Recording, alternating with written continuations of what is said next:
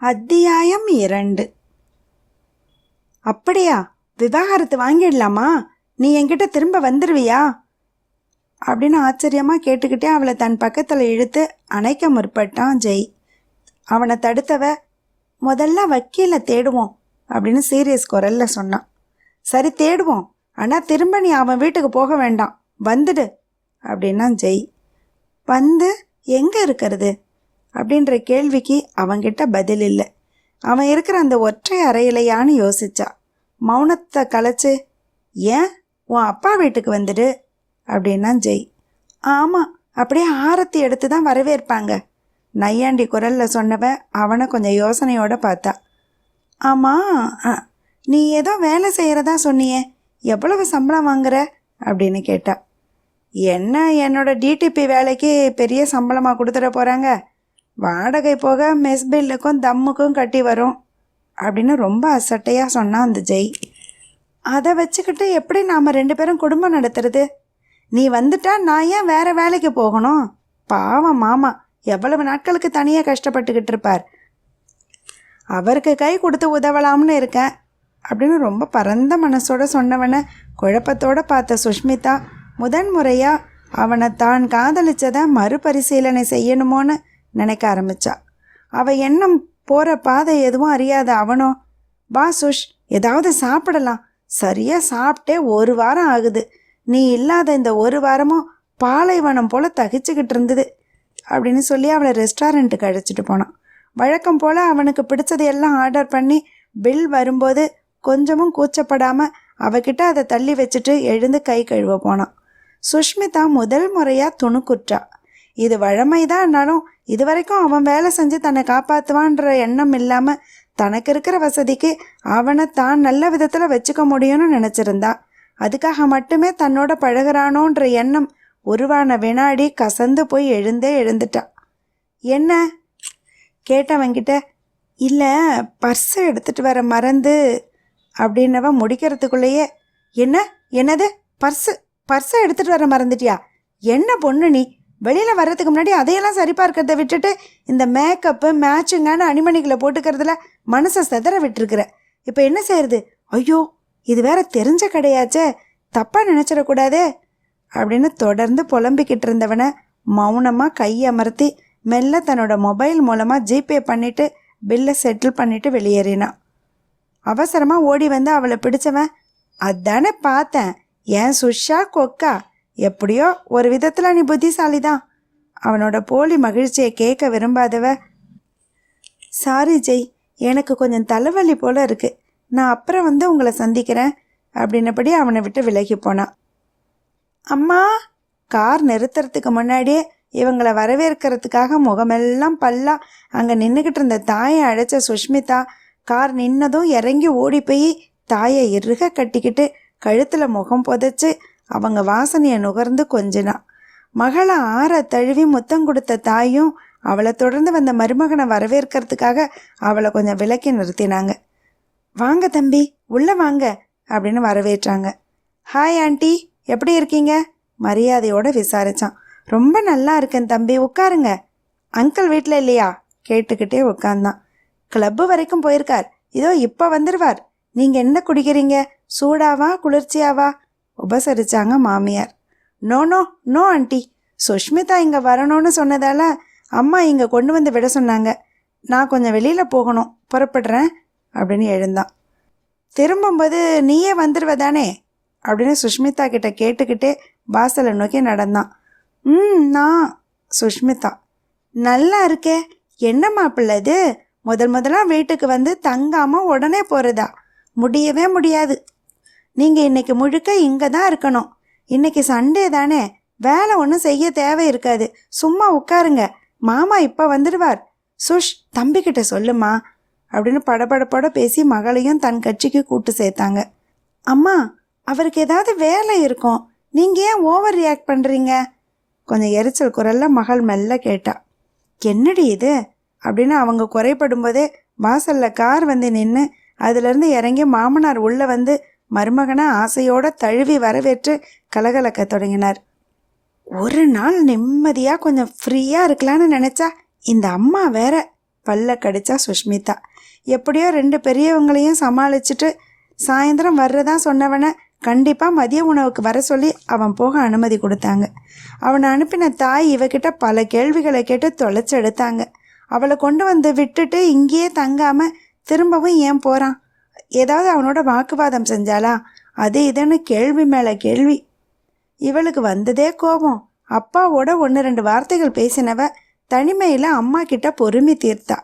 தன்னை அவன் உதாசனப்படுத்துறதாவும் ஒரு மெச்சூரிட்டியான மனுஷியா பார்க்காம பெரியவங்க 2 பேரும் இவளை குழந்தை மாதிரி தாங்கிறதையும் குறையா சொன்னான். அவளை புன்னகையோட அடக்கின தாயார், இது போல குடும்பத்துக்கு மருமகளா போக இவ கொடுத்து வச்சிருக்கணும்னாங்க. தன் முயற்சி எதுவும் பலன் அளிக்காம போக கால்களை உதைச்சிக்கிட்டு, நான் ஏன் அறைக்கு போறேன், நல்லா தூங்க போறேன், யாரையும் என்னை தொல்லை பண்ண வேண்டாம் அப்படின்னு சினிங்கிக்கிட்டு தட்டு தட்டுன்னு காலை அழுந்த வச்சு படியேறி போனான். புன்முறுவலோட மகளை பார்த்து நின்றுக்கிட்டு இருந்தா தாய். தொடர்ந்து 2 முறை கால் பண்ணி அழைச்ச மாமனாரோட வற்புறுத்தலுக்காக 2 மணி அளவில் சுஷ்மிதா வீட்டுக்குள்ளே நுழைஞ்ச விஸ்வாவை தூங்கிக்கிட்டு இருக்கிற அவனோட மனைவியை எழுப்பி அழைச்சிட்டு வர சொன்னாங்க அவனோட மாமியார். முதல் மாடியில இருந்து அவளோட அறை கதவை தட்டி பலன் இல்லாமல் உள்ள நுழைஞ்சவனோட கண்களில் பட்டது அவன் மனைவியோட ஆழ்ந்து உறங்குற தோற்றம். இள ரோஜா வண்ண சுவர்களோட 2 பக்கமும் இருந்த ஜன்னல்களில் ஆழ் சிவப்புல திரைகள் தொங்க ரோஜா வண்ண படுக்கை விரிப்பு மேலே பட்டு போல தூங்கிக்கிட்டு இருந்தவளை கண்டவன் அவளோட அழகு தோற்றத்தை கண்டு பிரமிப்போடு நெருங்கி அள்ளி எடுத்து அணைக்க தோன்றிய உணர்வை அடக்கி மெல்ல தொட்டு எழுப்பினான். சின்னங்களோட புரண்டு படுத்தவ கண்களை திறக்காம, என்னம்மா எழுப்பக்கூடாதுன்னு சொன்னல, நான் எழுந்துக்க மாட்டேன் போ அப்படின்னா. திரும்ப அவன் அவளோட தோலை தட்டி எழுப்ப முயற்சி செஞ்சான். மாட்டேன் போங்கம்மா. கண்களை இறுக மூடினவ தோல்லேருந்து கரத்தை பிடிச்சி தன் கரங்களுக்குள்ளே சிறை செஞ்சா. அம்மாவோட மெத்தன்ற கரத்துக்கு பதிலாக தின்னுன்னு இருந்த வலிப்பான உள்ளங்கையை உணர்ந்து படக்குன்னு கண் திறந்து பார்த்த அவளோட விழியில் பட்ட அவனோட உருவத்தை கண்டு திடுக்கிட்டு எழுந்து அமர்ந்தா. நீங்களா அப்படின்னவ தன் கரத்தில் இருந்த அவனோட கையை உணர்ந்து சட்டுன்னு விடுவிச்சா. நானே தான், உன் அம்மா உன்னை சாப்பிட அழைக்கிறாங்க அப்படின்னு முறுவலிச்சான். இதோ வர்றேன் அப்படின்னவ அவசரமாக குளியல் அறைக்குள்ளே போனான். அவளோட அறையை நோட்டமிட்டவன் கண்களில் படுக்கை மேலே கடந்த அவளோட மொபைல் படவே தொடர்ந்து அதை அடிச்சுக்கிட்டு இருக்கவும் கையில் எடுத்தான். மை லவ்னு ஸ்க்ரீனில் தெரிஞ்சதை முகச்சொலிப்போட பார்த்தவன் படுக்கை மேலேயே ஃபோனை போட்டுட்டு எழுந்து வெளியேறினான். கொஞ்ச நேரத்தில் கழுவி தொடச்ச முகத்தோட கீழே இறங்கினவ மேஜையில் பெற்றோரும் அவனும் இவளுக்காக காத்துக்கிட்டு இருக்கிறத கண்டு ஓடி வந்து அவங்களோட இணைஞ்சிக்கிட்டா. திரும்புகிற வழியில் காரில் பரவின மௌனத்தை கலைச்சவன் தொண்டையை செருமிக்கிட்டு கேட்டான், உனக்கு டியரஸ்ட்டு ஃப்ரெண்டுன்னு யாராவது இருக்கிறாங்களா? எனக்கு நிறைய ஃப்ரெண்ட்ஸ் உண்டு. டியரஸ்ட்டுன்னு யாராவது இருப்பாங்களே அப்படின்னு கொஞ்சம் யோசிச்சவ, உண்டு அப்படின்னா. யாரு? சும்மா தான் கேட்டேன், பரவாயில்ல விட்டுடு அப்படின்னு ஒதுக்கினான். கொஞ்ச நேரத்தில் அவள் அந்த மௌனத்தை கலைச்சா. எனக்கு நிறைய ஃப்ரெண்ட்ஸ் உண்டு, டியரஸ்ட்னு குறிப்பிட்டு யாரும் கிடையாது, எல்லார்கிட்டையும் ஒரே மாதிரி தான் பழகுவேன் அப்படின்னு தன்னோட எடுத்தறிஞ்ச பேச்சை சமன்படுத்துகிற விதத்தில் விளக்கம் சொன்னான். அப்போது எல்லா ஃப்ரெண்ட்ஸையும் மை லவ்னு தான் ஃபோனில் சேவ் பண்ணி வச்சுருப்பியா அப்படின்னு கேட்டவனை புன்னகையோடு பார்த்தா. அதை நேரடியாகவே கேட்டிருக்கலாமே. ஓ, கால் வந்ததுக்கப்புறம் தான் கீழே வந்தீங்களா? அந்த காலை அட்டன் பண்ணி பேசியிருக்கலாமே அப்படின்னும்போதே அவளோட மொபைல் அடிக்க எடுத்து ஸ்க்ரீனை அவங்கிட்ட காட்டினான். My love. ஹலோ அம்மா, என்ன அதுக்குள்ளே அழைக்கிறீங்க? இல்லை, இன்னும் போய் சேரலை, இப்போ தான் வீடு இருக்கிற தெருவில் நுழையிறோம், அப்புறம் பேசுகிறேன் அப்படின்னு காலை துண்டிச்சா. ஓ ஆண்டியா, தெரிஞ்சிருந்தா எடுத்து பேசியிருப்பேன் அப்படின்னு அவன் குரலில் சமாதானம் வந்திருந்தது. அவனோட மனசு தன்னியல்பாக ஆசுவாசம் அடைஞ்சுது. வேற யாருன்னு நினச்சிங்க? நான் வேற ஒரு வேளை அந்த முடிக்க முடியாமல் நிறுத்தினான். ஒரு வேளை ஜெயின்னு நினச்சிங்களோ பட்டுன்னு அவள் சாதாரணமாக கேட்டா. அவன் திடுக்கிட்டான். வீடை வந்து சேர்ந்திருக்க கார்லேருந்து இறங்கி 2 பேரும் உள்ளே போனாங்க. விஸ்வா சுஷ்மிதா திருமணம் நடந்த 15வது நாள் ஞாயிற்றுக்கிழமை காலை மணி 6:30. சுஷ்மிதா அவள் வீட்டில் இருந்த வரைக்கும் அவள் இஷ்டப்பட்ட நேரத்தில் விழிச்செழுவா. ஆனால் விஸ்வா வீட்டுக்கு வந்ததுலேருந்து 6 மணிக்கு மேலே அவளுக்கு தூக்கம் பிடிக்கிறதில்ல. படுக்கும்போது காலிலேருந்து தலை வரைக்கும் போர்த்திக்கிட்டு படுக்கிறவளுக்கு விடியும் போது தலையிலேருந்து போர்வை நழுவி கீழே கிடக்கிறத உணர்ந்து அவசரமாக எழுந்து உடை எங்கேயும் விலகி இருக்கான்றது ஆராயறதா இருக்கும். நல்ல வேலையா இதுவரைக்கும் அவ விழிச்சு எழும்போது அவன் உறங்கிக்கிட்டு இருப்பான். படுக்கையோட மறுமுனையில திரும்பி முதுக காட்டி படுத்திருந்தவனை கண்டு நிம்மதி பெருமூச்சு விட்டு எழுந்தவ தன்னோட மாற்று உடைகளை எடுத்துக்கிட்டு குளியல் அறைக்குள்ள நுழைஞ்சா. அவளோட நீண்ட தலைமுடியை ஷாம்பு போட்டு அலசி உடலுக்கு அவங்க அம்மா தயார் செஞ்சு கொடுத்திருந்த கலவை மாவை போட்டு குளிச்சு உடை மாற்றிக்கிட்டு வெளியில வந்தவ அது வரைக்கும் தூங்கிக்கிட்டு இருந்தவனை எழுப்பலாமான்னு யோசிச்சு எதேச்சியா சுவரில் பதிச்சிருந்த டிஜிட்டல் கடிகாரத்தை பார்த்தப்போ அன்னைக்கு சண்டேன்றது தெரிய தலையை உலுக்கிக்கிட்டு அறையிலேருந்து வெளியேறி கீழே இறங்கினான். இத்தனை நாட்களில் அவனோட சண்டே தூக்கம் புரிப்பட்டு இருந்தது. மற்ற நாட்களில் தன் தந்தையோட அலுவலகத்துக்கு போகிறவன் மாலையும் அவரோட தான் திரும்புவான். சில நேரங்களில் அப்பாவை முன்னே அனுப்பிட்டு வேலையை முடிச்சுக்கிட்டு கொஞ்சம் லேட்டாக வருவான். ஞாயிற்றுக்கிழமைகளில் கொஞ்சம் லேட்டாக எழுந்து 6 அமர குளித்து டிஃபன் சாப்பிட்டுட்டு அதுக்கப்புறம் அந்த நாளை தன்னோட நண்பர்களோட கழிக்கன்னு வெளியில் போயிடுவான். சில சமயங்களில் மதிய உணவை கூட வெளியிலேயே முடிச்சுப்பான். அதனால் காலை டிஃபனை தடபுடல் படுத்துவாங்க அவனோட அம்மா. அன்னைக்கும் தன் பங்குக்கு ஏதாவது உதவி செய்யலான்ற எண்ணத்தோட சமையலறையை நோக்கி போனவ காதில் ஜன்னலுக்கு வெளியில் இருக்கிற பாத்திரம் கழுவுற இடத்துல சமையல் செய்கிற தாயம்மாவும் வீட்டு மேல் வேலைக்குன்னு இருந்த வள்ளியும் பேசினது காதில் விழுந்தது. இன்னா வள்ளி, உன் பிள்ளைக்கு உடம்பு தேவலையா? டாக்டர் என்ன சொன்னாரு? தாயம்மா கேட்டா. தேவலக்கா, என்னமோ இரும்பு சத்து கம்மியாக இருக்குதான், அதான் மயக்கம் தலைவலின்னு அடிக்கடி வருதான். டானிக்கை டெய்லி குடிக்கவும் இப்போ நல்லா இருக்கா அப்படின்னா வள்ளி. நம்ம காலத்துலலாம் எள்ளுருண்டையும் கருப்பட்டி வெல்லமும் தின்னுவோம். இப்பெல்லாம் யார் அதெல்லாம் தின்றாங்க?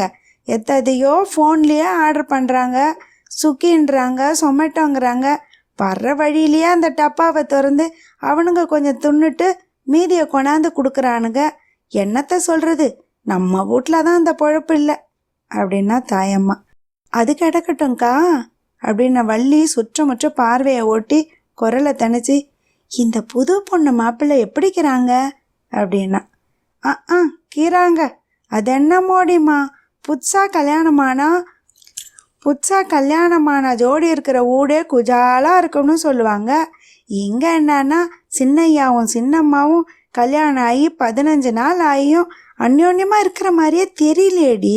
அவர் பாட்டுக்கு வராரு போகிறாரு, அந்த அம்மா பாட்டுக்கு தனியாக வெளியில் போகுது. ஒரே ஒரு வாட்டி தான் 2 பேரும் அவங்க அம்மா வீட்டுக்கு போனாங்க. ஒன்றுமே புரியலடி. என்னக்கா சொல்கிற? ஆமாண்டி, 2 பேரும் ஜோடியாக ஒரு கோயிலுக்கோ பீச்சுக்கோ போகிற மாதிரி தெரியல. மனசுக்கு பிடிக்காம பண்ணிக்கிட்டாங்களோ என்னமோ தெரியல. பெரிய வீட்டு சமாச்சாரம், நமக்கு ஏண்டி வம்பு? சரிதான், யாரோ வராப்புல இருக்குவா. அவங்க கலைஞ்சு போயிட்டாங்க. தொடர்ந்து முன்னேறினவளோட கண்களில் வெளிரி போன முகத்தோட மாமியார் நகர்ந்து போகிறது தெரிஞ்சுது. ஐயோ, மாமியாரும் கேட்டுட்டாங்களோ? அதனால தான் இப்படி இடிஞ்சு போனாப்புல போகிறாங்களோ? ஏனோ அவளுக்கு மனசு கொஞ்சம் குழம்பித்தான் போனது. இதுக்கு தானும் ஒரு காரணம்னாலும் தன்னால் என்ன செய்ய முடியுன்ற எண்ணமும் அவளை குத்துனது. கொஞ்ச நேரத்தில் ஏதோ ஒரு பாடலை விசிலடித்தபடி மாடிப்படியிலேருந்து 2 படிகளாக தாவி குதித்து விஸ்வா இறங்கினான். அம்மா பாய். ஒரு பக்கம் சோஃபாவில் உட்காந்து மகனையே பார்த்துக்கிட்டு இருந்த தாயை சரியாக கூட கவனிக்காமல் வெளி வாசல் கதவை நோக்கி நடந்தவனை கொஞ்சம் குரலை உயர்த்தி அடைச்சாங்க அவன் அம்மா. டேய் விஸ்வா, நில்லு. குரலில் பேதத்தை உணர்ந்து நின்னவன் திரும்பி அம்மாவை பார்த்தான். என்னம்மா அப்படின்னா. எங்கே போகிற? இது என்னம்மா புதுசா? இன்னைக்கு சண்டே தானே, ஃப்ரெண்ட்ஸை பார்க்க போகிறேன். அவன் குரலில் இன்னும் கிண்டல் மாறலை. மெல்ல எழுந்து அவனை நெருங்கி அவனோட தாய், இன்னும் எத்தனை நாட்களுக்கு தான் நண்பர்களோட மட்டும் சுற்றிக்கிட்டு இருப்பியான் அப்படின்னாங்க தழஞ்ச குரலில். ஏம்மா? டேய், உனக்கு கல்யாணம் ஆயிட்டது நினைவு இருக்கா? உன் மனைவின்னு ஒருத்தி இங்கே தனியாக போர் அடிச்சுக்கிட்டு கிடக்கிறான்றதாவது உனக்கு ஞாபகம் இருக்கா? இல்லையே. அவளும் அப்பப்போ அவளோட ஃப்ரெண்ட்ஸை போய் வெளியில் சந்திக்கிறா தானே? இவங்களோட சம்பாஷணை காதில் விழற தூரத்தில் நின்னவளை பார்வையால் அளந்தபடி தன் தாய்கிட்ட கேட்டவனோட காதை எட்டி பிடிச்சாங்க அவனோட தாய். வலிக்குதுமா. அவன் அலறல்ல பாதி போய் கலந்துருந்தது. உன் வாலு பேச்செல்லாம் மூட்டை கட்டி வச்சுட்டு ஒழுங்கா இன்னைக்கு உன் மனைவியை வெளியில் அழைச்சிட்டு போ அப்படின்னு உத்தரவு. ஆமாம், உத்தரவு தான் இட்டாங்க அவளோட மாமியார். அவளுக்கும் அது சரின்னே பட்டுது. ஐயோ சாரிம்மா, இன்னைக்கு முழுக்க ஜூலி வீட்டு எதிரில் இருக்கிற கிரவுண்டில் கிரிக்கெட் மேட்ச் நடக்குது, நான் அதில் விளையாடுறேன் அப்படின்னு நெற்றியை சுருக்கி யோசித்தவன், நாளைக்கு நாளைக்கு நானும் அப்பாவும் ஒரு மீட்டிங்க்கு போகணும். நாளைக்கு மறுநாள், ஆமாம், அன்னைக்கு கண்டிப்பாக அழைச்சிட்டு போகிறேன் அப்படின்னு முடிக்க தீர்மானித்தான். ஆனால் அவன் தாயாராச்சே, விடுவாங்களா? டேய் விச்சு, ஒன்று செய், கிரிக்கெட் தானே விளையாட போகிறீங்க, எப்படியும் உங்கள் மேட்சை பார்க்க யாரும் வரமாட்டாங்க. ஒரே ஒரு பார்வையாளராக என் மருமகளை மனசு வந்து அனுப்பி வைக்கிறேன், அழைச்சிட்டு போ அப்படின்னாங்க. ஒரு சுட்டு விரலை ஆட்டி மிரட்டினவன், அம்மா வேண்டாம், எங்கள் மேட்சை கிண்டல் பண்ணாதீங்க, அப்புறம் உங்கள் மகன் டக் அவுட் ஆகிடுவான், சாபம் விட்டுடுவேன் அப்படின்னு குறும்போட சொன்னான். ஐயோ, அப்படியெல்லாம் சாபம் விட்டுடாத, பாவம் என் மகன் அப்படின்னவங்க, தங்கம் இங்கே வாடா அப்படின்னு மருமகளை பக்கத்தில் அழைச்சாங்க. நெருங்கியவளை மேலும் கீழும் பார்த்து, ஓகே, இந்த ட்ரெஸ்ஸை நல்லா தான் இருக்குது, என் அழகு செல்லம், நீ என் தம்பியும் டிஃபனை சாப்பிட்டுட்டு கிளம்பி போங்க அப்படின்னு அவசரமாக டைனிங் அறையை நோக்கி போனாங்க. அவளை 6000 பார்வையால் அலசினவனை அசட்டை பண்ணி தன் மாமியாரை பின்தொடர்ந்தா சுஷ்மிதா. அவளை விடாமல் தொடர்ந்தவன், என்ன வீட்டில் போர் அடிக்குதா உனக்கு? அடிக்குரல்ல மிரட்டல் போல கேட்டான். நான் ஒன்றும் தொடங்கினவன் நிறுத்திக்கிட்டு, ஏன் நான் வந்தால் உங்களுக்கு என்ன கஷ்டம்? அந்த ஜூலி கோபிச்சுப்பாளோ? கழுத்தை ஒயிலாக வளைச்சு அவனை பார்த்து கேட்டவளை கண்களில் ரசனையோடு பார்த்தான். ஜூலியா அப்படின்னு கேட்டு வாய் விட்டு சிரிச்சான். பின்ன ஜூலியை மட்டும் இல்லை, 8 பேர் கொண்ட அவனோட குழுவில் ஜூலியோட சேர்த்து 4 பேரையும் மற்றவங்க பெண்களாகவே நினச்சதில்லைன்றது தானே உண்மை. சரி, அவன் நினைவுபடியே இருக்கட்டும். மனசுக்குள்ளே நினச்சவன் தன்னோட ரகசிய சிரிப்பை முகத்தில் படர விட்டுக்கிட்டு கைகளை கழுவினான்.